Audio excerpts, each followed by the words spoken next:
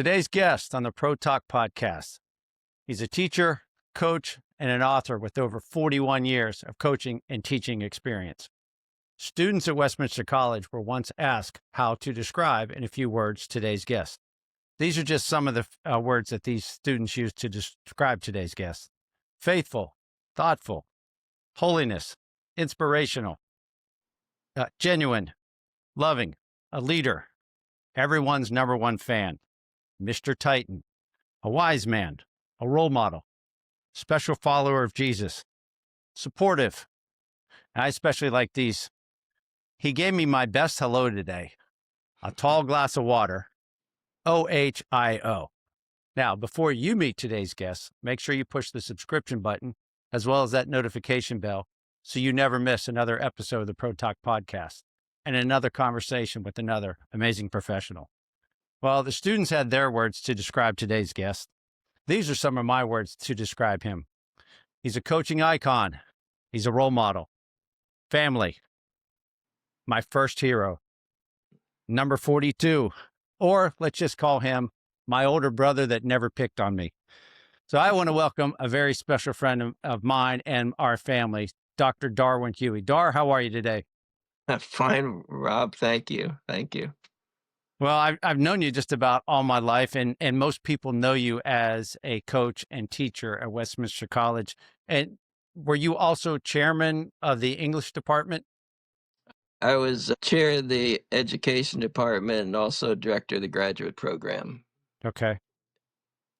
And, people are going to say, well, how do you know this guy? Because I did not go to Westminster College. A little backstory. My dad was the dean at Westminster College, and he took us to every sporting event, and especially the ones where he was doing the PA.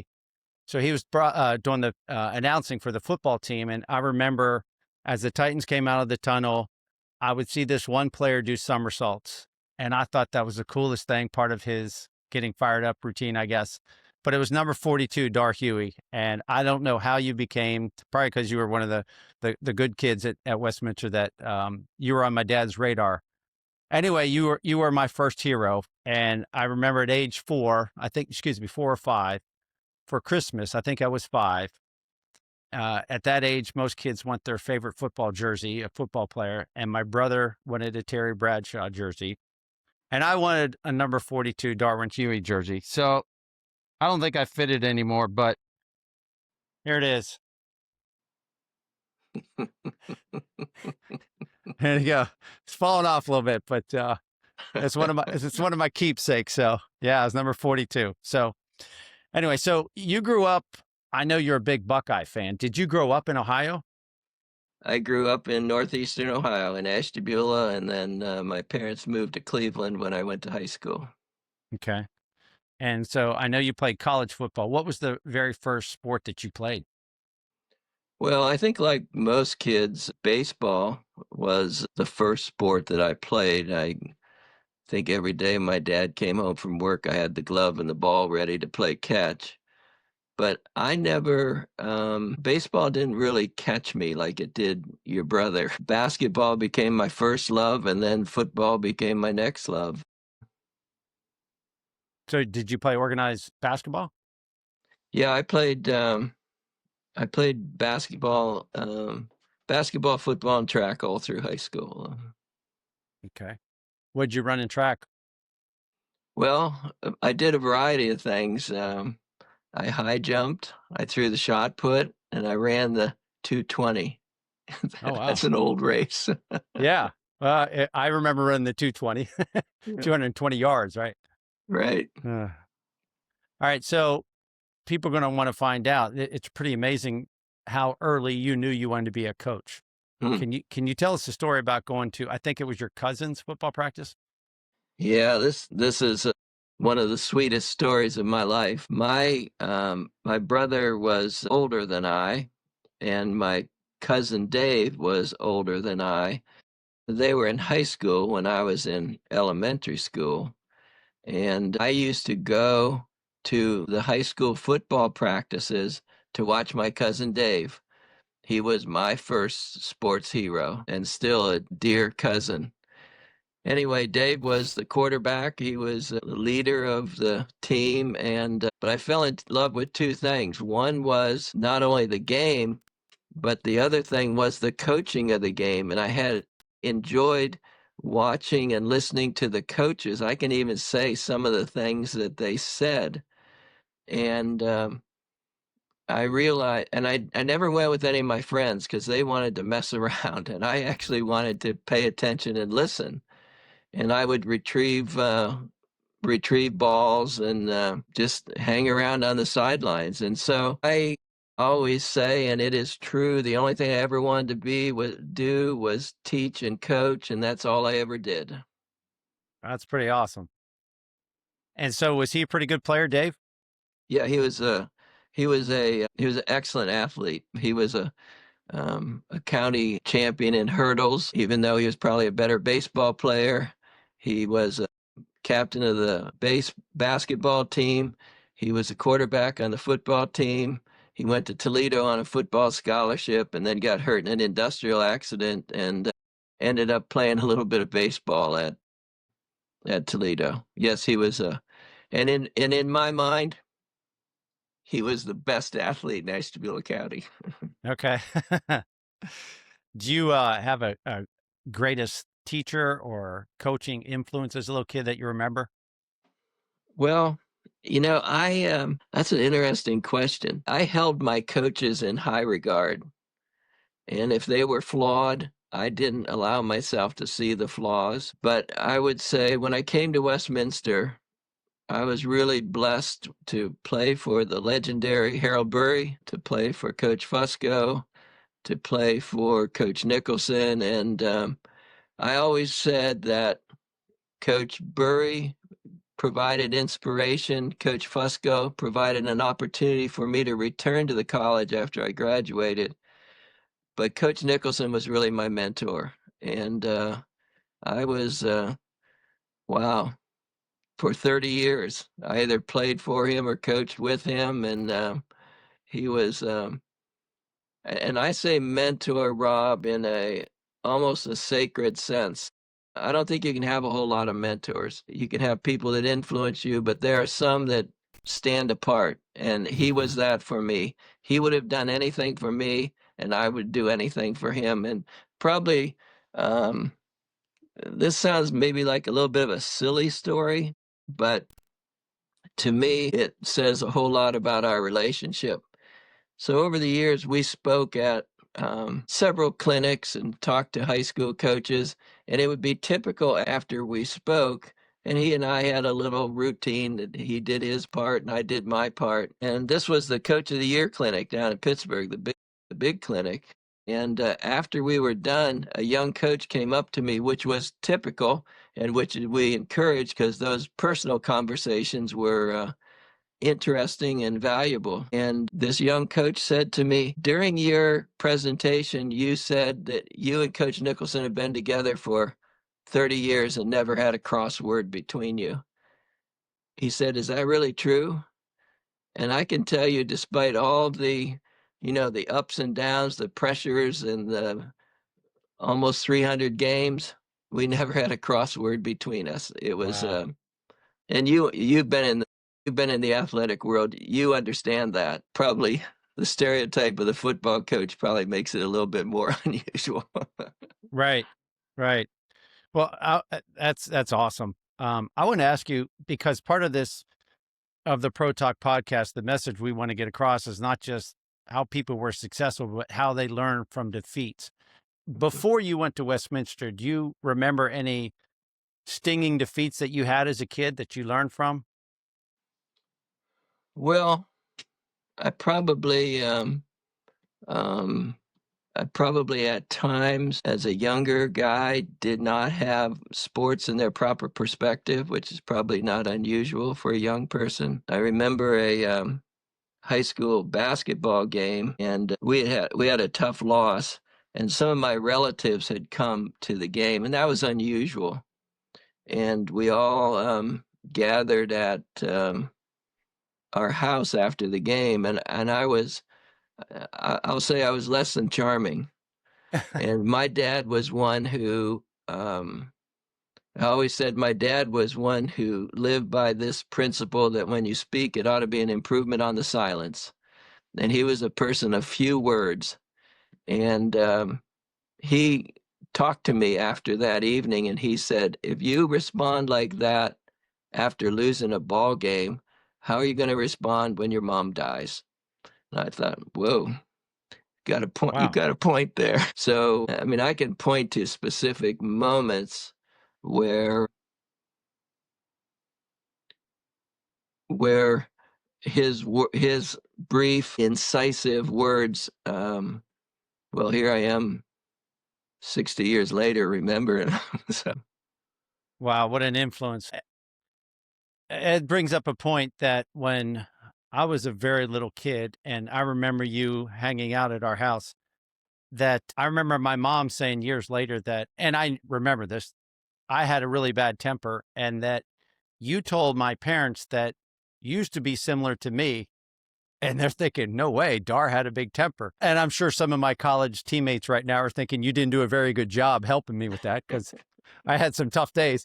But yeah, and I remember the influence of being calm, that I never saw you too high and I never saw you too low. And I remember when I was a ball boy manager for the college football team, I saw the yelling from other coaches, but I never saw that from you. Is that part of your dad's influence?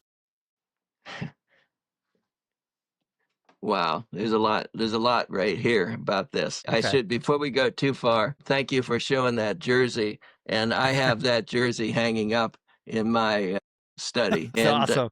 And before this ends, I need to also say that one of my claims to fame is that I was a babysitter for Rick and Rob Carver. Um, Yeah, and we even have a song that's an inside joke with us, right? I forgot the question now.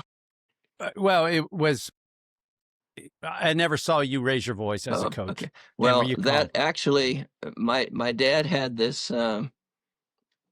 thing that you have to be able to manage the vicissitudes of life, meaning that you shouldn't make your highs get too high or your lows get too low. And it is true. As a young boy, I had I had a temper, and I haven't talked about that very much, but I consider that one of the greatest victories of my life, to overcome that. And over the years, I've been, I'll say, pleased that I've talked about that with a few of my students or players, and usually their response was, really? And so I feel like I made significant progress in that area. I have a lot of thoughts about coaching, Rob. Some of them are a little contradictory to what we typically see in the world. I used to say to my guys at Westminster the first day of practice, I said, I'll promise you three things. One is I'll be honest with you. Two is we'll work hard. And three is you can swear as much as I do. Oh, The older guys would look at the younger guys and say, the number three, there's nothing there. I think, and everybody's different, and you have to be demanding to be a coach, but it is possible to be demanding without being demeaning. And that's one of my favorite principles. Another one is, and I've seen this often with young coaches, when they don't know how to teach or they don't have enough knowledge to teach, they start yelling. So I have said sometimes when you start yelling, you stop teaching.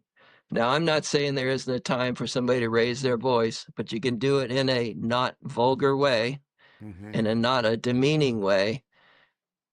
But you have to, and Coach Burry and I talked about this one time, you have to teach within your personality. You have to be genuine. You have to be authentic. I think that's true of any part of our lives, because if you try to be, one of my old minister friends taught me this poem. He said, "Be what you is, not what you ain't. If you is what you ain't what you is." And young children, college athletes, anybody can see that. You have to be who right. you are.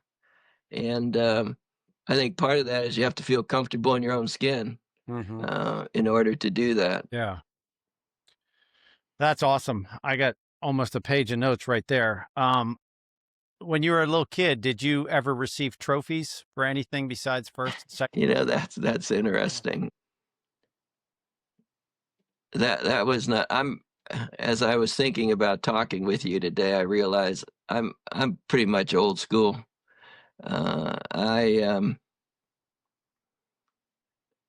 Not too much. That wasn't part of participation then. And my most enjoyable days as a young child were going to the playground and playing basketball. We didn't have uniforms, we didn't have teams, we just played. The Right. same was true of baseball, although baseball lost its sway on me pretty early, probably because I couldn't hit. Really? Well, you mentioned today's world.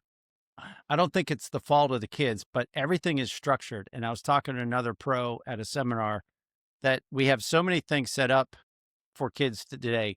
They come home and what's on the schedule, mom?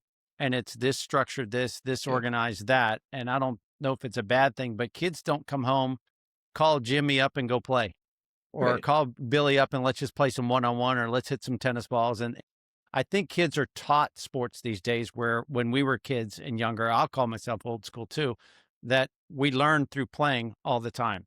It Yeah. wasn't always a structured coach. Yeah, well, I'm with you on that. I have this anecdote. For many years in the graduate school, I taught a class on human development. And one of my premises is the same as what you're saying, is that kids don't play.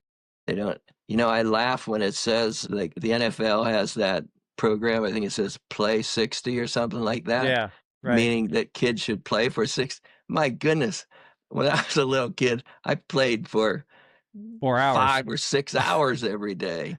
Right. Yeah. Yeah. The I was mentioned human development, and one of the things that I tried to observe a lot and take those observations into class. And one summer, I drove around all the communities in this area, and you know this area, to to see how many kids I could see at a playground or at a ball field on their own. And I didn't see any. Except one time I did this and I saw 6 boys in a pickup game of baseball. You know, when we used to like outlaw right field and Right. had ghost man. Anyway, it was so, I'll say, startling to me that I pulled over my truck and just sat there and watched them for a little bit. A few minutes later, one of the kids came up to me and said, "Hey, mister, what are you doing?" Right. Oh, And that's I funny. thought, of course, I said I was just enjoying watching you play, but they didn't realize what was going through my mind, how unusual this was for Yeah. unstructured play. No uniforms, no adults. Right. We, speaking of this, the structure that kids are under. So our granddaughter that lives here in Pennsylvania, the 9-year-old signed up to play coach pitch softball. And when Rachel signed her up, one of the questions was, this is bizarre in my mind. What is her walk-up song? Wow. Oh But my. that supports your premise. Everything's structured. Hmm. Everything's adult driven. But it's funny when our son was playing baseball, I was his assistant coach one year. I guess he was about 9, and it struck me because there's music in between innings and so forth.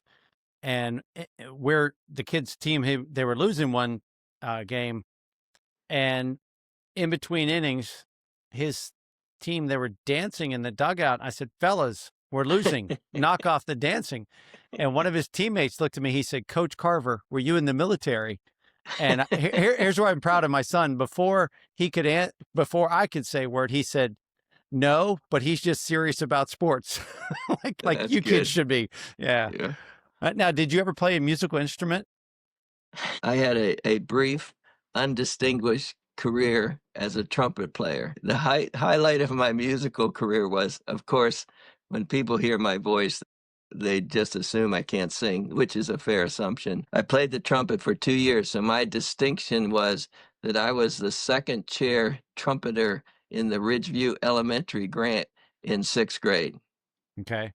And And how many? after that, after I got out of elementary school, my Uncle Clarence, my cousin Dave's dad, who used to take me to, I went to every game I could go to. My Uncle Clarence would always take me if my parents weren't going. And my Uncle Clarence said to me, you know, you're at this point now, you've got to decide if you're going to be a ball player or a horn tutor. That was the end of my musical career. It There you didn't have go. my promise anyway. Well, at least you tried. And that's another disturbing thing too, which is a whole nother topic, that kids get so specialized that they can't be in the band. They can't do Yeah, this. And it's right. like, I wanna And jump. I'm concerned too about the expansion of the development of sports. I think we're pretty close to the time where, particularly in soccer, maybe volleyball, basketball, that kids will at some point not even play for their schools. They'll play for club teams. And Mhm, we even see it now where, like at the local high school, the girls play volleyball in the fall, and then they play a club sport.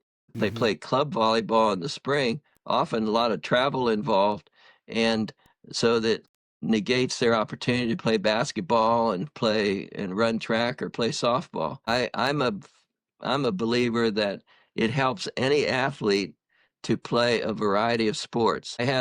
Over the years I've had several mothers come up to me because their young boy, maybe 5th grade, 6th grade, wants to play football. And of course, the mother didn't want him to play football and wanted me to convince that, assuming, I guess, that I had a little credibility, that they could say, well, Coach Huey thinks you shouldn't play football. But I never mhm, said that.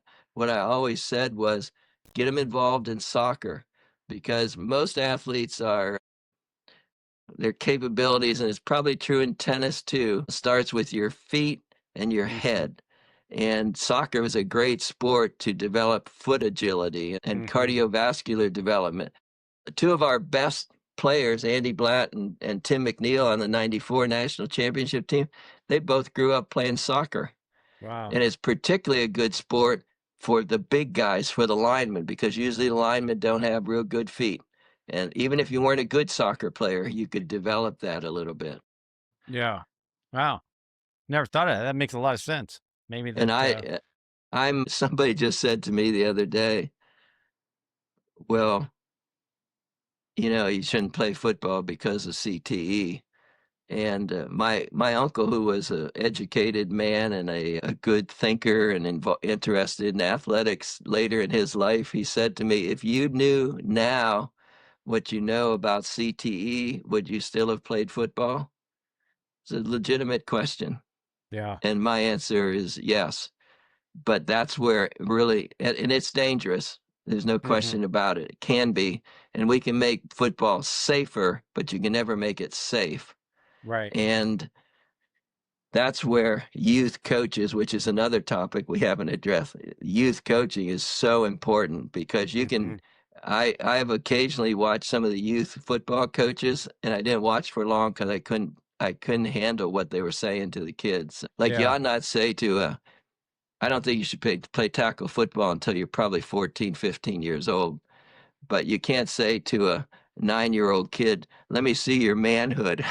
I'm thinking, Right. really? Wow. Or they're Vince Lombardi and win at all cost and everything else. Exactly. Yep. Yeah. So when you were, I want to jump to your playing career at Westminster. Hmm. You, even though you've coached for 40 something years, and what an amazing coaching career that we'll get to in a minute, but you were a 4-year letterman and a 3-year starter on defense. What was your position at Westminster? I just know that you played defense. Well, I was an outside linebacker. We Okay. were sort of it's not, it was an unusual defensive structure for that time, because most teams played a 5-2 defense. When I was in high school, I played 5-2 defense, and I was a strong safety, or in the terminology of that day, the monster back. When I came to Westminster, we played a 4-4, and I played outside linebacker, which incidentally is the same position I coached Pat Shannon at when he came to Westminster. Okay. Another great number 42. Well, I don't know about the great part, but it was special to me, and I have a picture hanging up right there of me and Pat Shannon, me coaching and Pat in his 42 jersey. Yeah. And he won 2 national championships with you.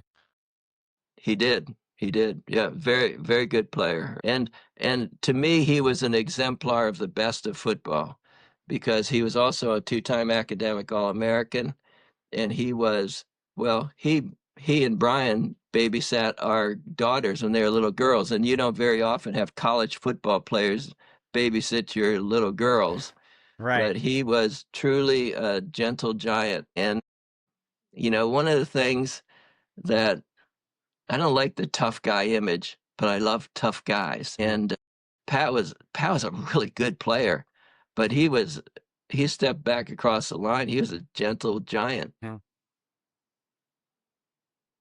But tough as nails. Yeah, he had a good career, that's for sure. So, did Coach Burry recruit you? I know that you've always held him in high regard, and he was, one of the Westminster. I mean, just his shadow was so huge. Well, that's an interesting question. It's funny you're tweaking a lot of recent memories. I'm sorting through a lot of things at the house, and I have my file of all the recruiting letters I got when I was in high school.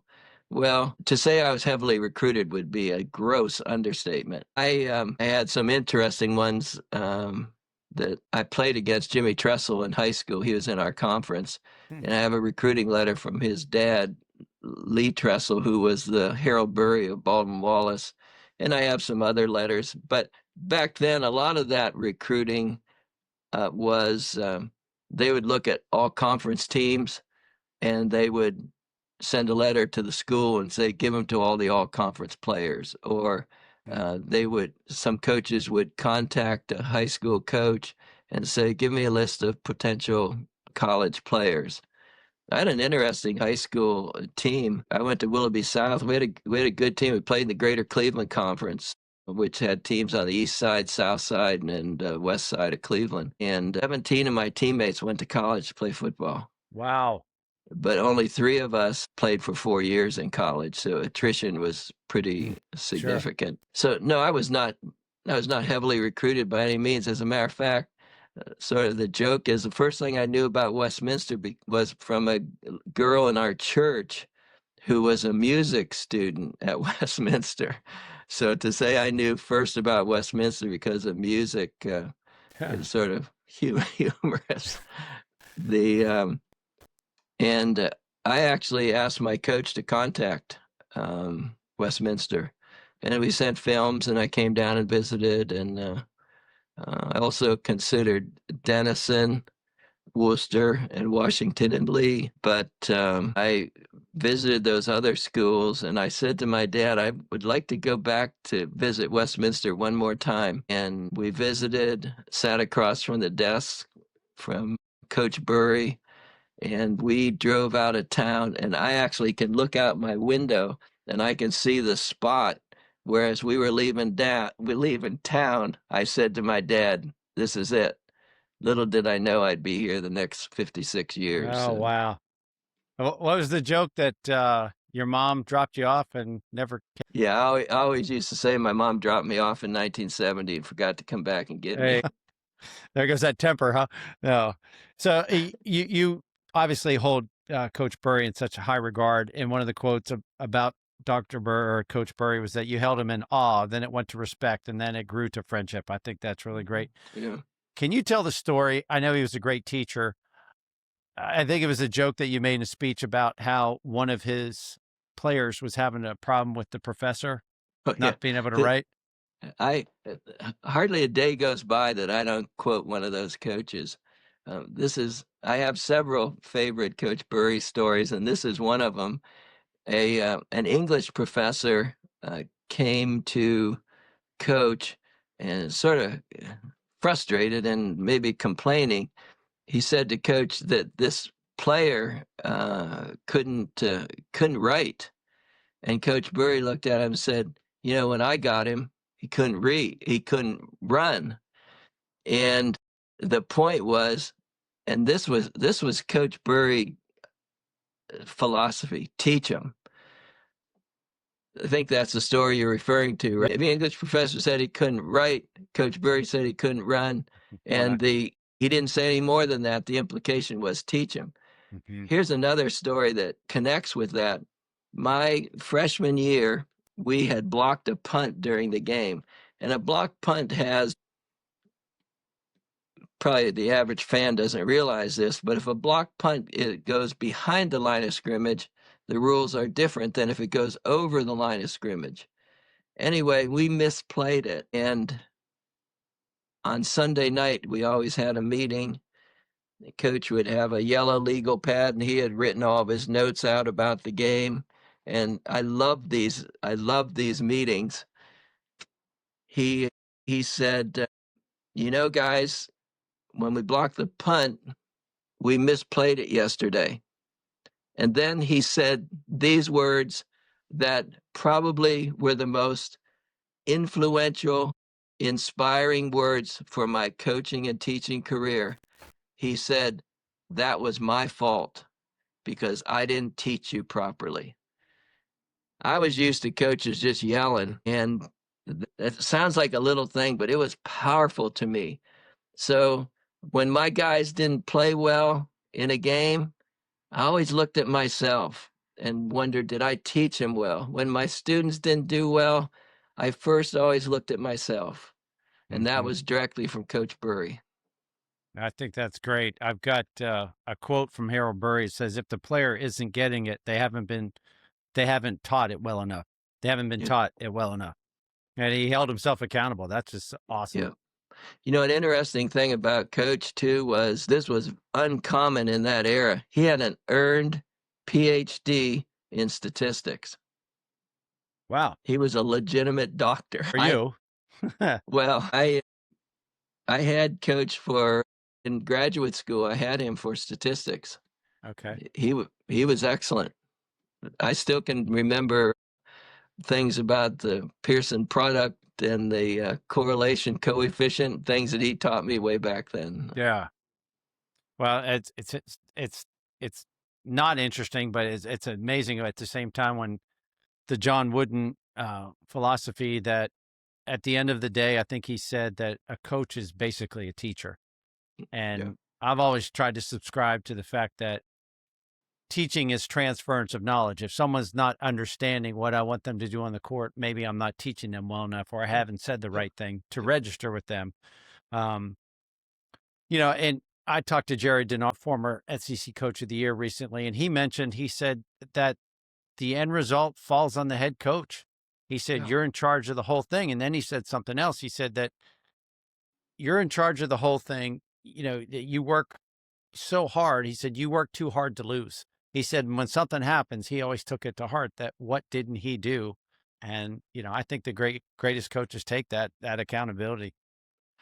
In the education field, if you read the education literature, it'll talk about reflection. And reflection is, I suppose, too soft a word for coaches, but that's what you do. Coach Nicholson and I, after every practice, we sat down in his office and we talked about everything from strategy to personnel to handling players. And the beauty of that was that our relationship was so genuine and so trusting that we were absolutely honest. Like he might say to me, I don't think you handled Rob very well today. Or I might say to him, I think you were too hard on Andre today. And then we would deal with that, what we were going to do. I really valued that the honesty and the forthright nature of it was always apparent. Mm-hmm. And it didn't hurt our feelings. If I said to him, I didn't think you handled Andre very well, he didn't say, oh, yes, I did. It was never like that. We would talk about it. Yeah. And you got yourself better. It's funny you said that because I heard Tom Brady talking about having clear communication, even having those difficult conversations with he and Belichick. That's nothing personal. It's because we have that same goal in mind. And some coaches, I won't judge them, but some coaches are pretty adamant would be too soft a word, how they confront their players. They have to get the message through, right? Well, and that's how they think that they best get it through. Right. And Yeah. I did have, in all my years, I did have one player, um, God rest his soul, he died young of cancer. But he said to me after practice one day, he said, "Coach, you have to yell at me." Really? Wow. But, most of the guys, somebody recently asked me about how did I motivate guys? And that's really an interesting question. But, the guys that we had at Westminster, man, if you weren't motivated, you weren't going to last very long. Coach Fusco always used to say, I'd rather have guys to whom I have to say, whoa, rather than giddy up. And I didn't have to say giddy up to any of them. If they didn't get going, they were going to fall by the wayside. Yeah.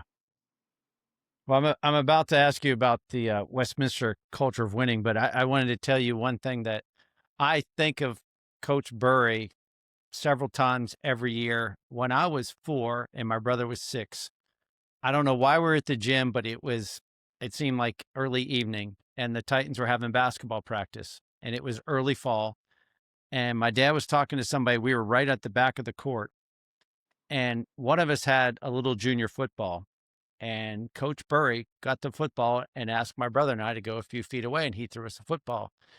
And we're trying to catch it, reaching out like this.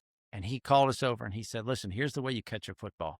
And he explained it about, I forget the exact words, but, soft hands.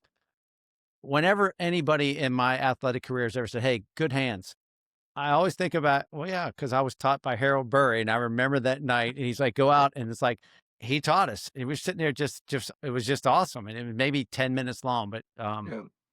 just amazing. I call this Westminster's culture of winning, and how many schools talk about that or pro organizations, but the list of coaches: Harold Burry, Buzz Riddle, Ron Galbraith, Joe Fusco, Wayne Christie, and I've got Coach Nicholson, and you mentioned Patrick Shannon. Talking about Coach Nicholson's, he was head coach of wrestling, swimming, football, and I think Pat said somebody figured out that he had over 1,000 career head coaching wins in all those sports, which is just Yeah. unbelievable. He coached more sports to more victories than any other coach in Westminster history. Right. And Coach Burry coached a lot too. In 1941, Coach Burry they asked me to write trivia questions for the broadcast, and this was one of my trivia questions. In 1941, Coach Burry was 26-3, coaching 3 sports, and the multiple choice was soccer, cross country, swimming, and football.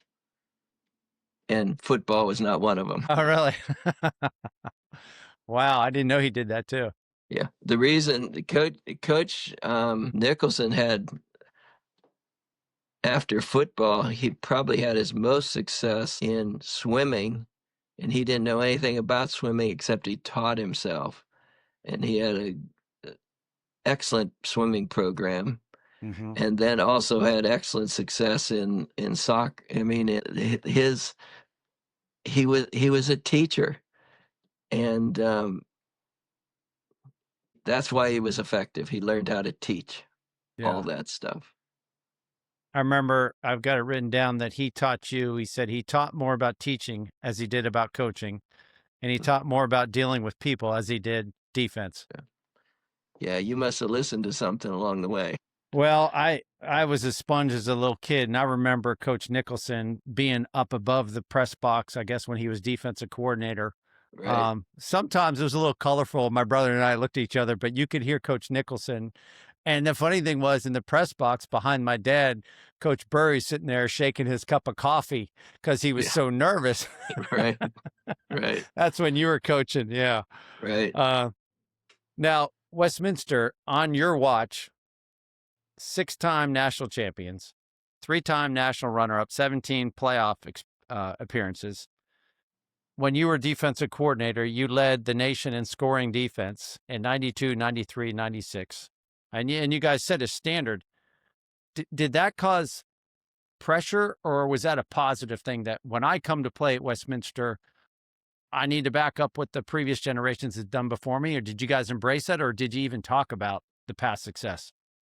No, I think it was, the standard, maybe you've read that, it was definitely something we embraced. The players that came later realized that they had to live up to the standard of what their predecessors had established.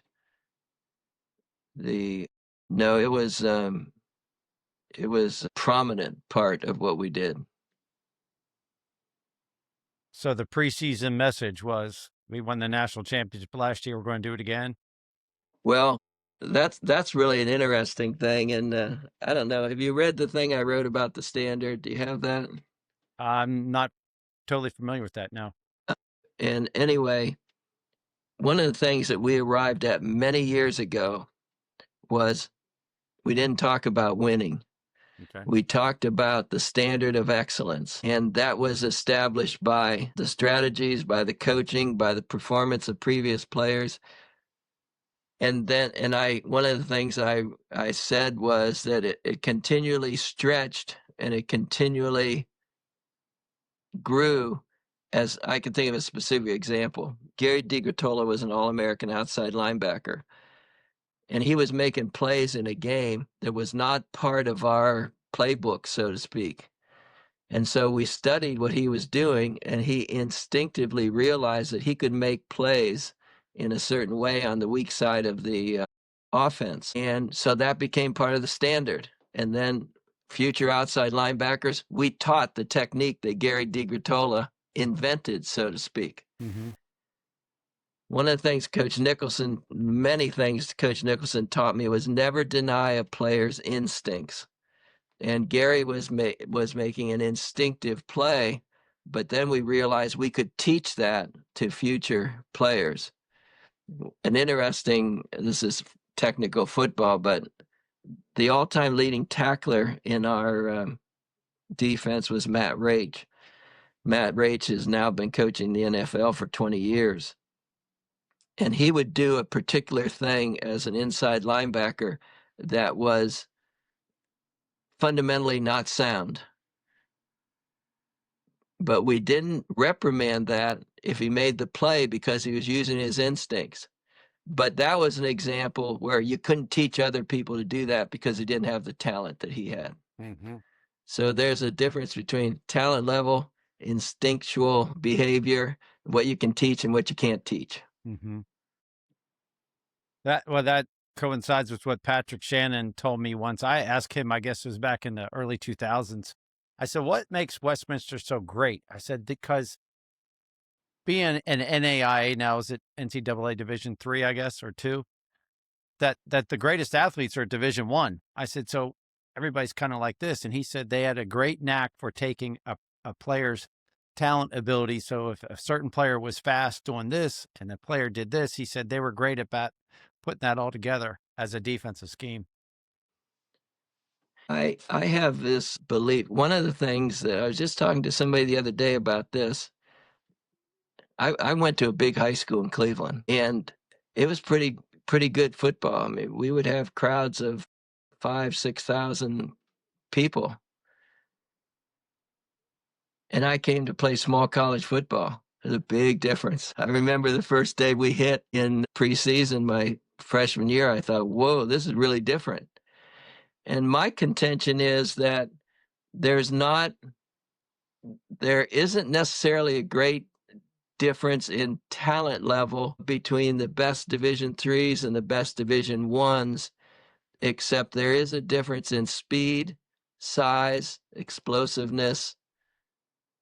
But we had Joe McKee at quarterback, Patrick's friends in the College Football Hall of Fame. Man, he could have played any place. Andy Blatt could have played any place. But we were fortunate to have some of those guys that were maybe marginal Division II or Division III players or Division I players. But I think an exciting Division III game's every bit as exciting as a Division I game, maybe more so in some cases. Didn't Steve Krause, wasn't he the last cut of the Dallas Cowboys? He was, yes. Yeah, Yeah, number yeah. 16. All right, so everybody says this, preparation is a huge key to success. Pre-practice practice. What is it and where did it originate? Well, I got a lot of teasing about that over the years, but one of my principles for coaching was you have to teach everything. You have to teach everything. It reminds me of, you've probably read John Wooden's great book, They Call Me Coach. Mhm. And one of the examples of that is the first day of practice, he taught the UCLA Bruins how to put their shoes and socks on. And I had this belief that not only should you know what the schedule was going to be in practice, but what the expectations were going to be. And like I said, the guys teased me about that over the years, but I like to think that we benefited from it, because if we were working on a particular technique or emphasizing a particular play that the opponent ran, I wanted them to be ready for that when we started the teamwork in practice, so we didn't have to stop and teach it then. And Mhm. so they were mostly what most of the world calls walkthroughs. It wasn't a physical activity, it was a mental activity. And that's the big difference between high school and college football too. And almost all guys would say that. Sometimes the best high school defensive players, they were they made all the tackles because they didn't have any rules. They just ran around and tackled the guy with the ball. Right. Whereas our defense and college defense are very structured. You have to be in Sure. the right spot at the right time in the right way and do it at the right time. So that's an original concept of Dar Huey, that you just wanted to make sure that you guys were prepared and didn't waste practice time. Well, I don't know. I did it. I don't know how original it was, but it occurred to me that it'd be a good thing to do. We used to get teased, Rob, by the offensive coaches because we would have we call them big picture drills, and we would line up 11 offensive guys, and they might even just be taking a knee, and we would walk through. For example, a classic example is an option play run into a slot formation. We would walk through what the defensive end would do to force the pitch, and then how he would turn his feet at a proper angle to pursue the pitch. And the safety would then read the outside linebacker if he went inside the block of the slot or if he went outside the block of the slot, and the corner would come outside the widest receiver. And so we would walk through that, and then we'd change the formation, change the play, so everybody was seeing. So one of the interesting things is that our defense was at its best when we had good defensive tackles who didn't get a lot of notoriety, but if they didn't do one thing right, the whole structure of the 11 guys would break down. And so Mhm. we would walk through the defensive tackles moving to the right spot to force the offense to block in a particular way. Well, that's so logical though, that stress level goes down when you're prepared in Yeah, anything. you can't be a confident player if you're not if you can't play with confidence if you don't know what you're going to do, what you're supposed Right. to do. So let me stick with the theme of preparation, that coaches have hours on hours on hours of film study. Your daughter, Bethany, wonderful person she is, and people think it's hilarious that a football coach's daughter, she did film study. What age did she start watching film with you? It's really interesting. She fell in love with it from from the very beginning. She used to go to fall camp with me, stay in the dorm with me, go to morning practice, take a nap in the field house after practice, read Little House on the Prairie books. Sally would say, "Do you want to come home now?" She said, "No, I want to stay for the afternoon practice." And then as she got older, well, this would be 88, 89 in that time period, She said, I don't want any Christmas presents. I just want tickets to go to playoff games. And she got it. She understood it. Probably my favorite football story for her was, well, two stories. One is we were watching a high school game, and it was the local high school, and they were having trouble stopping the run. And so they moved the safety man up to the line of scrimmage in a what we would call a zero-free coverage. And we happened to know the safety man. He went to our church. And Bethany's eyes got real big, and she looked at me and said, man, I don't like it when Todd's not back in center field. And I thought, man, I didn't like it either. I hated that call. And so I knew she was understanding. The other Bethany story is she was instrumental in the recruiting of Andy Blatt, one of the all-time great players at Westminster. Do you know this story? I don't know. No, I know the name Andy Blatt, but go ahead. He went to Greenville High School, and Bethany and I saw him play 6 times his senior year. She'd come home from school on Friday and say, where's Andy playing tonight? So I had visited Andy at the school, and then that Sunday I was sitting at the kitchen table writing a note to Andy, which was a typical thing to do. And Bethany, 5th grade Bethany, said, do you think it'd be all right if I wrote him a note? I thought, that's pretty unorthodox coaching. So she wrote him a note with colored pencils and drew a picture of a football field and number 18. And I put it in with my letter to him. A few days later, Bethany gets a letter from Andy Blatt written in colored pencils with a drawing on it. And he still has her letter, and she still has his letter. That's awesome. And I thought, this is our kind of kid. And he was. I'm still close with Andy. His son, by the way, is a freshman recruit edge rusher at the University of North Carolina to play for Belichick. Oh, wow. Wow. Oh, that's funny.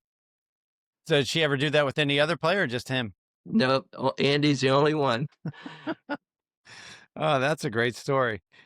As far as favorite Titan memories, apparently 1993, you guys lost the national championship to, was it Pacific Lutheran? Yes. And then coincidentally, you faced them again in 1994 for the national championship. Tell me about that. Well, one of your questions or points in your outline was handling the adversity, and everybody has some personal adversity in your life, and we have had some of that.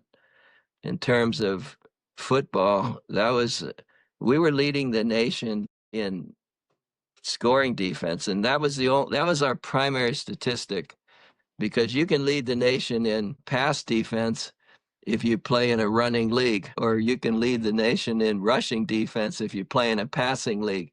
But the most important defensive statistic is how many points you give up. And we gave up 50 points in 1993.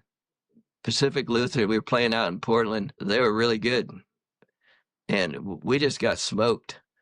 365 days later, we played them again for the national championship and only gave up 7. It was like MacArthur returning to the Philippines. We were like on a mission that whole year, and we just couldn't wait to have another shot at Pacific Lutheran. And that's why it makes the 94 championship the most special one to me. Yeah, that's awesome.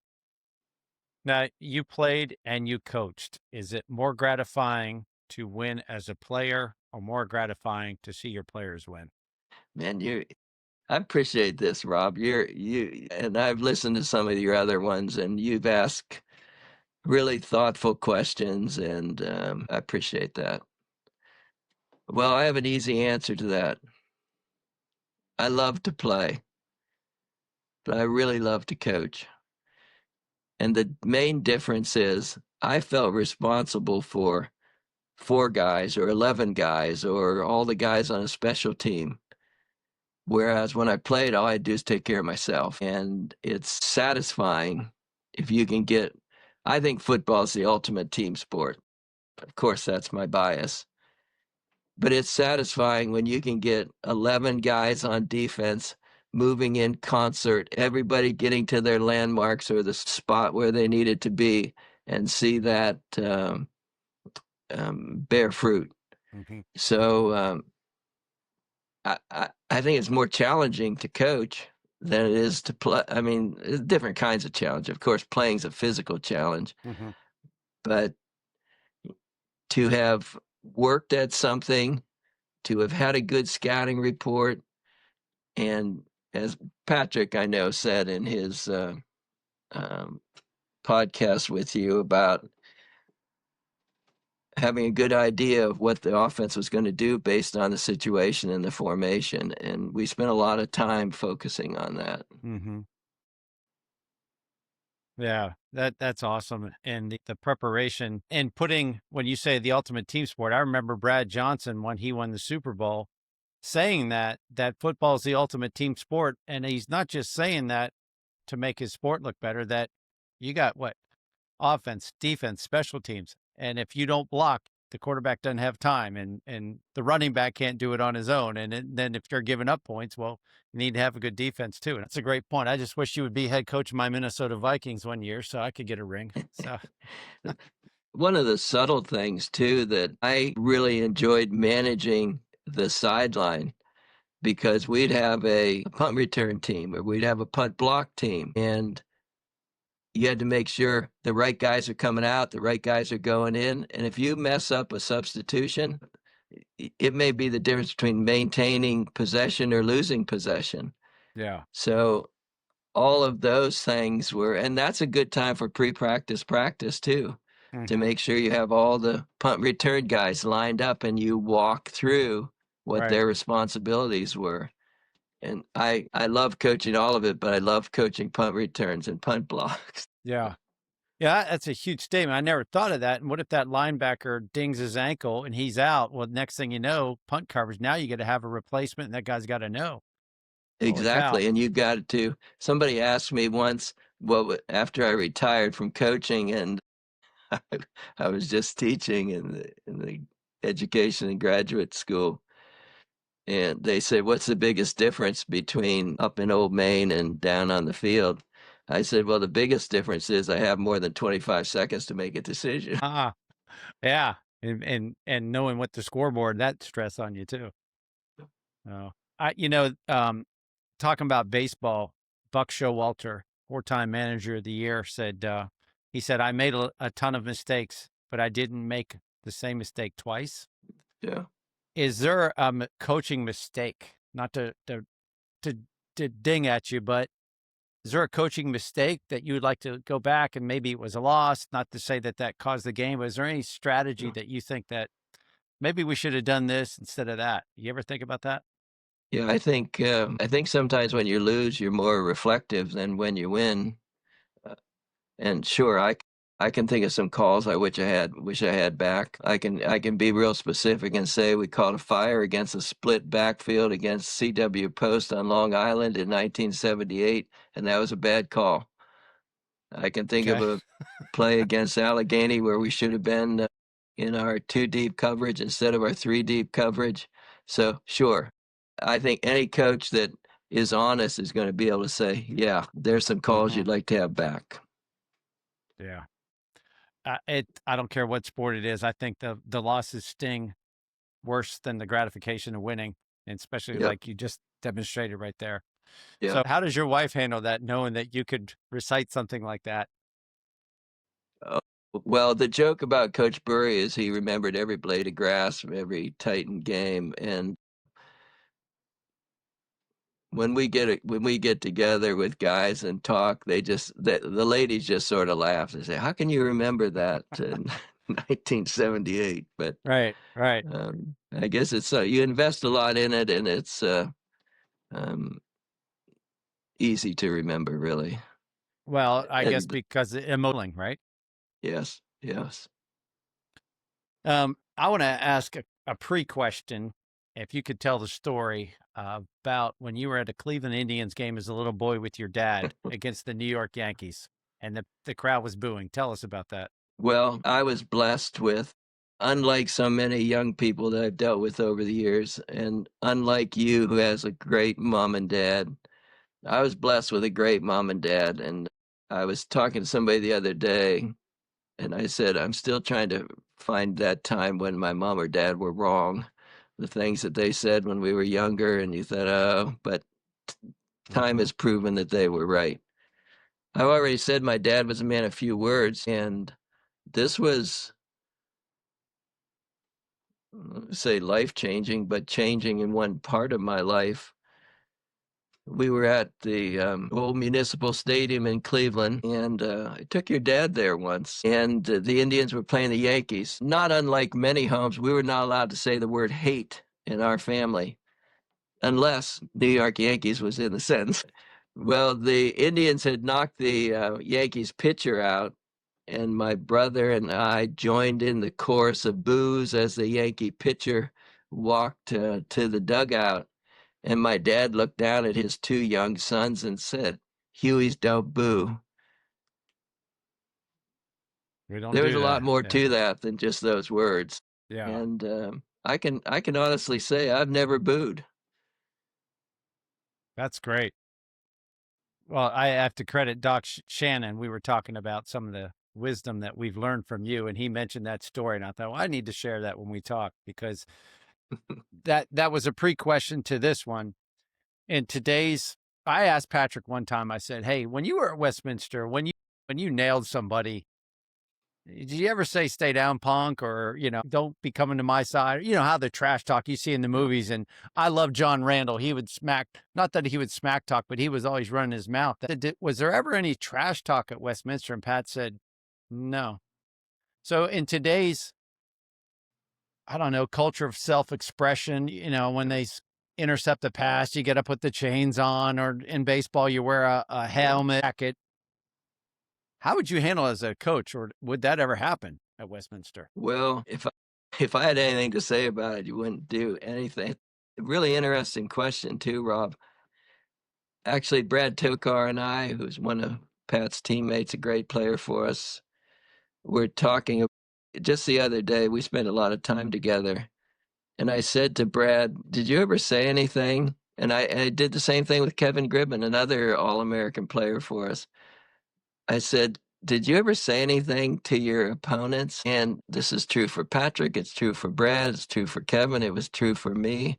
I wasn't as good at players as those guys, but I never said anything. And they said, I don't remember ever saying anything. And that sort of is in the same category of celebrations, which Andy Blatt, Brad Tokar, and I combined for 123 touchdowns at Westminster. I had one, they had the other 122. But never once was there, they used to score and look for the official so they could hand the ball to him. And if you look at old NFL films, Frank Gifford score a touchdown, he set the ball down in the end zone and run to the sideline. I don't like the celebrations, and it's I always say it's hard to cheer for those who've already cheered for themselves. That, I guess that's old school in me too, but I remember one time Aldridge Jones had a beautiful punt return, 75 yards against Georgetown in the mud for a touchdown. And he did a little 2-second dance in the end zone. That was the last dance he ever did. Coach Nicholson was not very pleased with that little dance. And that was almost nothing compared to what happens now. Sure. Yeah. Well, I asked a baseball coach about it, and he says, well, it's entertaining. Yeah, I saw George Brett interviewed years ago, and he went off saying, you're a professional athlete. You are paid to do what you just did. And I kind of understand the when Derek Jeter hit the home run in the 10th or 11th inning against the Diamondbacks in one of the greatest World Series, he jumped onto home plate. That's all he did. And then his teammates mobbed him. John Wooden was critical of Derek Jeter, saying that was too much celebration. Like, I can understand that. It wasn't like he danced all the way around the diamond either, but well, that's really in the same category of uh, pep talks. And, the old Notre Dame movie with Newt Rockney stirring their emotions. And Coach Nicholson had this saying that, first of all, you can't manufacture emotions. And if it's spontaneous, there's something good about that. And, you've you've you've heard about a coach that gives this rousing pep talk, and they go out there and they march down the field and score, and then they lose 68-7. Yeah. Emotion, Coach Nicholson always said, emotion will come out of playing great. And boy, I'll say we made a lot of hay on that. We'd start stopping them on defense, and the emotion would just build, and we'd play better and better. And that's, and if a guy um, jumps up and his teammates pat him on the rump, and that's spontaneous emotion, but never directed at an opponent. Right. That's the worst. That's the worst kind. But genuine joy, but anything that is premeditated, that causes attention to be drawn to you, I don't like that. Yeah. I'm real close with Ralph Blendo, coach in Newcastle basketball, and his players are very sportsmanlike. They always help the opponents up if they fall down. They never address the official. They never show any kind of emotion like that. And one of the things is, if you go to a basketball game now, you'll see guys that have like sleeves on their arms and things on their legs and different color shoes. And Yeah. to me, I don't like that. Newcastle kid, every single kid in Newcastle looks exactly the same. And if you have any external item on like a tape around your wrist, that's because you had an injury, and you'll Right. see very little of that.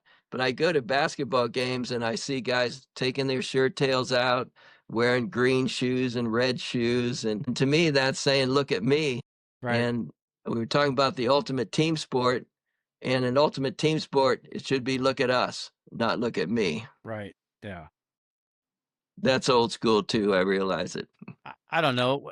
You look under the definition of uniform, it's one. So Yeah, right. Exactly. yeah. Little kids do not like this with me, that they dance. And I look over and I say, "Did you just dance?" And yeah, I said, "Well, you just lost the point," and I take the point away. And the kids are so mad at me. And I said, "Listen, you won the point. That's good enough." And they reference professional athletes. I said, "Okay, if you're making money playing tennis, you can dance, but until then, you're not going to dance on my court." And parents like it, but I can't stand it. And it's that, but they don't know any different because that's all they see at the same time. I remember Speaking of, Coach Nicholson once. This was when he was coaching tennis, and one of his players had an earring, but Coach wouldn't let him wear it when he was playing. And the player said to Coach that Andre Agassi has an earring, and Coach said, "You start playing like Andre Agassi, you can wear can an wear there. earring."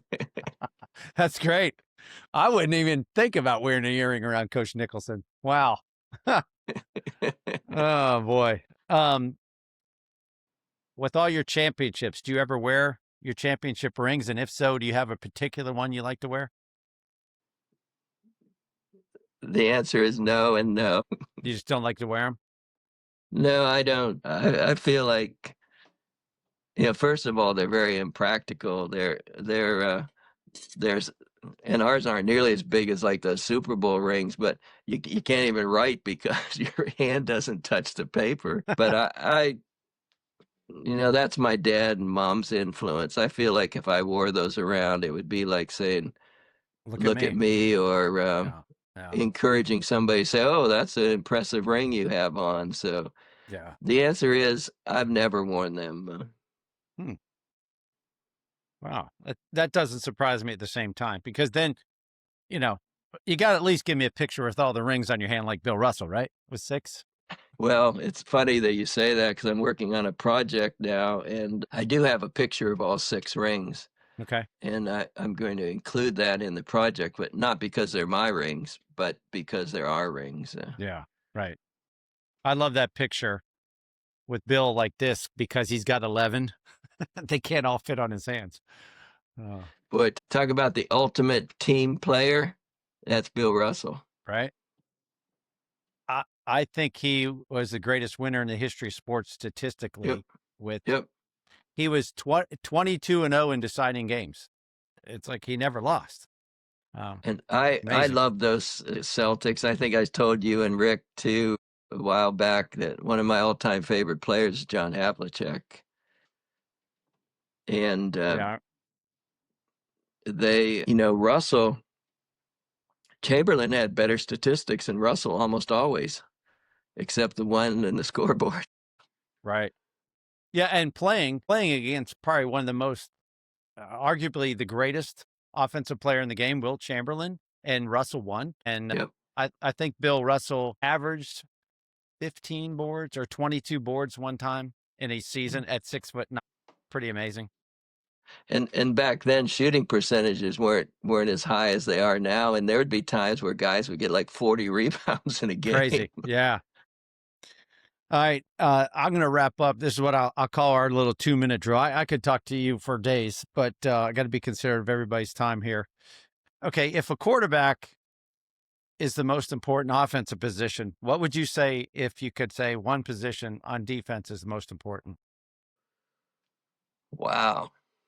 That's a hard one because I just emphasized the importance of the Team. defensive tackles doing the right thing so Right. that um, boy, that's really a hard question. I'll say this. Patrick played outside linebacker, and I was just writing about him the other day. And in our defense, outside linebackers played on the line of scrimmage against the run. They sometimes rushed the passer. They sometimes covered the number 2 receiver man to man. They sometimes played zone defense, and they sometimes blitzed, and they sometimes played deep free safety. So this is the same player. Sometimes Patrick was rushing the quarterback, and sometimes the next play he might have been playing free safety. Okay. So I'm a little partial to the outside linebackers.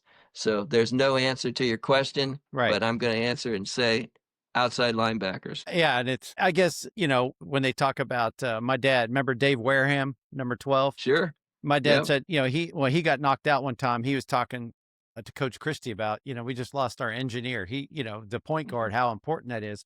I was Right. just curious if and maybe that's something that you guys select who the captain is on defense. So who's calling out, special 3 fan or whatever you guys call them, the Yeah. defense? Who calls those? Well, the way we did that is we did not flip-flop anybody. An interesting thing about our defense, too, if you ask Patrick what position he played, he'd say it was a 5 or 8 man. But the world knows that as outside linebackers. But we adopted a naval numbering system from Coach Burry that we used. I just saw Gary Devlin, who played on the 76 and 77 teams, and we were talking about being a 5 or 8 man. It's our particular Titan parlance. But we did not Okay. flip-flop anybody, and we never ran anybody across the formation because we were a balanced defense. We just adjusted because one of our principles was we would not let the offense dictate to us. We were going to dictate to the offense. The only 2 players that we flip-flop were our inside linebackers. The bigger run stopper was the nose linebacker on the weak side of the formation, and the front side linebacker was the slide linebacker. If you remember Frankie Emmanuel, he would have been an example of a slide linebacker. The more talented Matt Raich was a slide linebacker. And we had the slide linebackers who were in the middle of the defense call the defense because they could get the best picture of the offense. So. Okay. Well, I'm going to jump down. I was going to ask you, who is the greatest overachiever in Titan history? And I had written down on my notes, number 21, Frank Emmanuel Nunzi, because of his size. He was Yeah. what, 5'4" or 5, and he was a nose No, guard. he was taller than that. He was about 5'8". Okay. Yeah. Okay. And he was most outstanding defensive player in the championship in 77, correct? Yeah. He was Two-time All-American. Yeah, he was a great player. It's a sad story. Beautiful kid, and he died. He wasn't even 30 years old. He had a heart attack and died. Isn't that crazy? He He was, we were blessed with a lot of really good inside linebackers, and none of them were very big, which is interesting. But that's another thing we learned from Coach Burry. You know, he would have looked at the NFL scouting combine and he would have had disdain for that because he would say, there's only one metric, and that is, can you play? And I realized I was blessed because I could have gone a lot of places and never had a chance. And then the corollary to that is once you prove you can play, you can never say, well, I wasn't big enough because you already Right. proved that you could play. Yeah. And Yeah. we got a lot of miles. One of the two best defensive ends I ever coached was Danny Shorts, 5'9", 176 pounds. Great player. Great Mhm. player. Most people wouldn't have played him at defensive end, but in 1989 against Evangel National semifinal, he ate an All-American offensive tackle alive. Right. 6'5", 260. He ran inside him, outside him, and by the end of the game, he ran over him. Yeah. And you can say that didn't happen. Well, I can show you the film. It did happen. But Yeah. the metric was, can you play? Who was the most athletic player you've ever coached? Oof. Well, Kevin Gribben was probably would be in that category because he still holds the NAI record for interceptions. He had 35 in his career, 17 one season. Some wide receivers don't even catch 17 passes. But he also played wide receiver, and he was Makia's primary receiver in '87. And he also punted, never had a punt blocked in 4 years. So that's a tough question, but I would say he would surely be in consideration for that. And a beautiful kid, too. Well, who's the smartest player you ever coached? Oof. Well, you know, I'm working on a project right now, and Patrick and I were just talking about this a week ago. You know, we had a rule that if you have a class, you better be in class, you better not be at practice. Makia, one of the national championship years, Makia missed 3 practices a week. Patrick missed 2 practices a week because of labs. So for them to be able to do the mental work and the physical work and perform, of course, I have a special place in my heart for both of those guys. So I'm going to say those two. Okay. But no, the smartest player I ever had was Scott McLuckie. Oh, At number one time 30. in his life, he was the director of research at Oak Ridge National Laboratories. He is now the distinguished professor of analytical chemistry at Purdue. He was Wow. an outside linebacker in 76 and Yeah. 77. He was number 30, wasn't he? Number 30, yep. Yeah. You know who else was number 30? Harold Burry in 1934. All right. Okay. You got me on that one. Well, I remember one time when I was the Titan manager, I said, it was probably the 3rd week of camp during picture day. And I said, I hate school. And Scott McLuckie goes, I don't know. I always enjoyed school. I thought school was kind of fun. And when I hear little kids talk about that to this day, I will say the same thing. And I remember him saying that. You know, he didn't give a crap about the dean's kid, but he didn't like the way I was talking. I hated school. And I'll never forget that. That's really cool.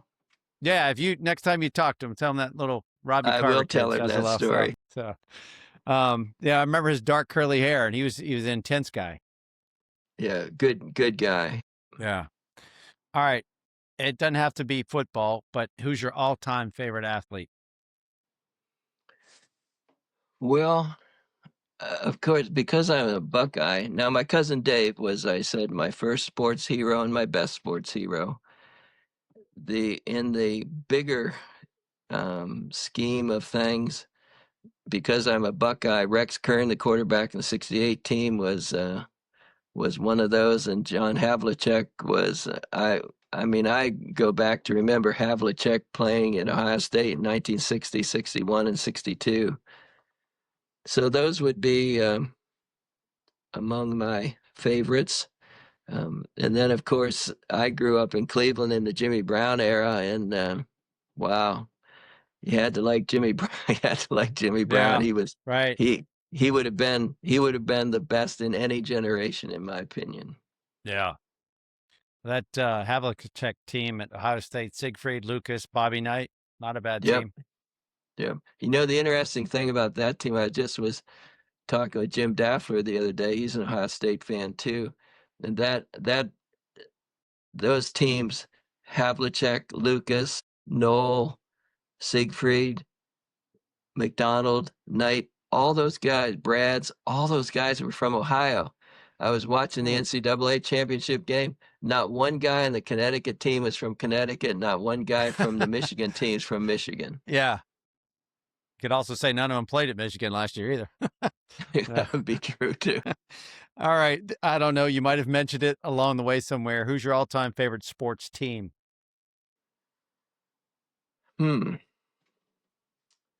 Well, the '68 Ohio State national championship team would be one of my early favorite sports teams. Of course, the ones that I coached would be my all-time favorites. Sure. Kind of hard. Excuse me. That's kind of hard to narrow it down. But if you had one, well, and I've been there was a guy from Cleveland named Rich Yannikar that played basketball at North Carolina. And I early on got to enjoy North Carolina basketball, and particularly Dean Smith's coaching. So I've enjoyed a lot of the North Carolina teams too. I know that's blasphemy to my Duke friends, but yeah, it's amazing that they're only 9 miles apart too. Yeah, isn't that something? Yeah. Yeah. All right, what's your favorite book? Oh boy. Well, it's interesting you asked that, because when I interviewed a lot of people over the years, and one of my questions always was, what's your favorite book? What are you reading now? And what are you reading next? And I knew if they couldn't answer that, or if they said Canterbury Tales, I knew they only read what they had to read in high school English. Yeah. Well, probably the most, of course, we should always include the Bible in, but I think you're asking about other kinds of books. Of course, the Bible is ultimately influential. The book about Peter Marshall that Catherine Marshall wrote, A Man Called Peter, is probably would go down as my favorite book. It's one of the few books that I read more than once. I think I've read it 4 times. And I'm sitting here in my study I have a healthy sports book collection, and a couple of them there. A lot of Marinus' book on Clemente is really a excellent book. His book, When Pride Still Mattered, about Vince Lombardi, is an excellent book. And John Wooden's They Call Me Coach. It would be a long conversation if we pursued that. Yeah. All right. And you might have to think hard on this one, but because you're surrounded from so many coaches, what's the best advice that you ever received from somebody other than a coach?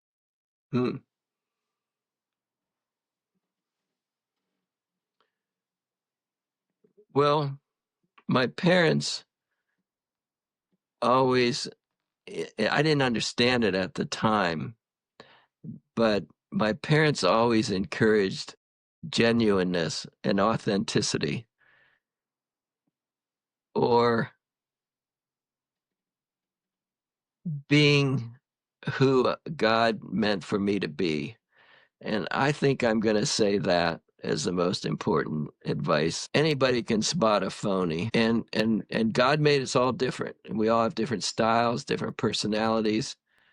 But when somebody gets outside of that, it's pretty uncomfortable for that person, even though they probably don't realize it. But it's uncomfortable for the people around them. Right. I was asked at an event last year a similar question, and there was that I wanted to be congruent. I wanted to be the same person at home with my wife, sitting in the church pew with my daughters, and standing on the sideline with my players. And interesting example of that, whereas Bethany was very interested in football and very involved, Rachel was not as much. But Rachel's a very astute, insightful person. And she was at a game once, and I mean, she went to a lot of games, but she didn't have the interest that Bethany did. So she was just a little girl. And when I got home, I said, "Well, Rachel, what did you think of the game today?" And she said, "Well, Daddy, it was interesting, but I just had one question. Why were you always spanking the boys?" And I realized then, as sort of goes back to when you were a little boy, I realized then that little eyes are always watching you. And I wanted her to see the same daddy on the Right. sideline that she saw sitting on her Yeah. bed reading a nighttime story to her. Sure. Yeah. There's Well, a I can there's a vouch for poem what I know about your coaching. it's a poem I learned a long time ago about. It says, "A careful man I ought to be, a little fellow follows me. I do not dare to go astray, for fear he'll go the self same way. I must remember as I go through summer sun and winter snow, I'm building for the years to be the little chap who follows me." And that was when I thought about little Rob Carver, I thought about that. When I thought about little Rachel Huey, I thought about that. Yeah. Man, I feel like I'm talking to John Wooden. That's awesome how that came off your tongue. That's great. Um, I want to wrap up here some things I wrote down that doctor, and don't sell yourself short because a lot of people just call you Coach Huey, but you are a doctor, Darwin Huey, the 2001 Westminster Hall of Fame inductee. If you ever go to Westminster College, go by the Memorial Gymnasium. That's where the Huey Center is, the Huey Heritage Center. It's got a display case for all 22 Westminster teams, the interactive touchscreen where it's showing every Titan Sports Hall of Fame member, the Gene Nicholson Showcase of National Champions, the Jim Daffler PAC Champion Showcase, the Titan Tradition Hallway, and the Buzz Riddle Showcase. I remember going back and seeing it years ago that I didn't get to spend enough time in there because of all the Titan greats. It was really fun to go to the interactive board there. It's pretty amazing. Um, you made a comment in one of your speeches years ago, "Blessed is he who found his work." And that describes you, 41 years as coach teacher. Um, and this is a quote from you: "You can never care about too many people," and how many different lives you influenced at your time at Westminster. You probably know this. You're the only alumnus to receive these three awards: the Distinguished Faculty Award, Alumni Citation, and the Titan Hall of Fame, which I thought was just really cool. There is also a Senior Scholarship Athlete Award named after you at Westminster. And I'm not going to let you get away without promoting the two books. I've read one cover to cover, the book called Together. It was about a high school basketball team. And the other book, the new book that's out called The Steelers of Farrell. And you can get those books on Amazon. So the book Together, give us a little background about that. It's a state championship basketball team, correct? Well, thank you for mentioning that. The reason I was an English major was I deduced a long time. I like to read and write, and I deduced that not very many football coaches were English teachers, and I think I benefited from that. So Ralph Blundo was one of my students in undergraduate and graduate school, and I sort of had a reunion with him several years ago and started following his basketball team. And after they won the state championship in 2014, a rare public school win over a Catholic school, he and one of his fellow coaches suggested maybe I write a book because I had been to their practices. I'd been to all their games. Sally and I had been to the state championship game. So I took on the challenge and I wrote it, and I felt good about that. I'd always wanted to have an ISBN of my own, so I got one, and I'm real proud of Ralph. His style is very different. I tease him. He coaches with a pebble in his shoe. I did not, but he's a important factor in Newcastle. And then so he was one of my former students, and then one of my former players Jarrett Samuels coached the Farrell State Championship team, and he knew that I'd written the book about Newcastle, and he had kept a diary of the whole season, and so I framed the book around his diary. And I'm actually working on another one right now about Westminster football. It's almost done. That'll be fun It's to read. called Build on the Foundation of Two Heralds. Titan football from 1970 to 1998. And the two heralds, of course, are Harold Burry and the great Harold Davis. Yeah. Wow, that's cool. I went to basketball camp with Harold Davis's son at the Titan Is that basketball right? camp. Yeah, yeah, yeah. So he was quarterback in 53? 53, 54, 55, and 56. His record was 28-1-1. Joe McKeah and Harold Davis had a combined record of 59-1-1. Not bad. Wow, there's that culture of winning that you can't dispute. That's awesome. Yeah. Well, I will appreciate your time, and I'll let you get running here. I've got several pages of great notes, and I know I'm going to take more when I edit this, so I appreciate it. So again, Dr. Darwin Huey, number 42, appreciate your time. Again, thank you so much. And this has been awesome. Been wanting to have you on here, and you've always been a childhood hero and your family. So I appreciate your time, man. Thank you, Rob. And well, you know how much you mean to me and how much your family means to me. And this has been a real blessing. I appreciate it. Good. I know several people are going to be really looking forward to this. So again, so you out there, again, if you like this episode, make sure you forward it to some friends. Until next time, make the most of your time and always hang tough.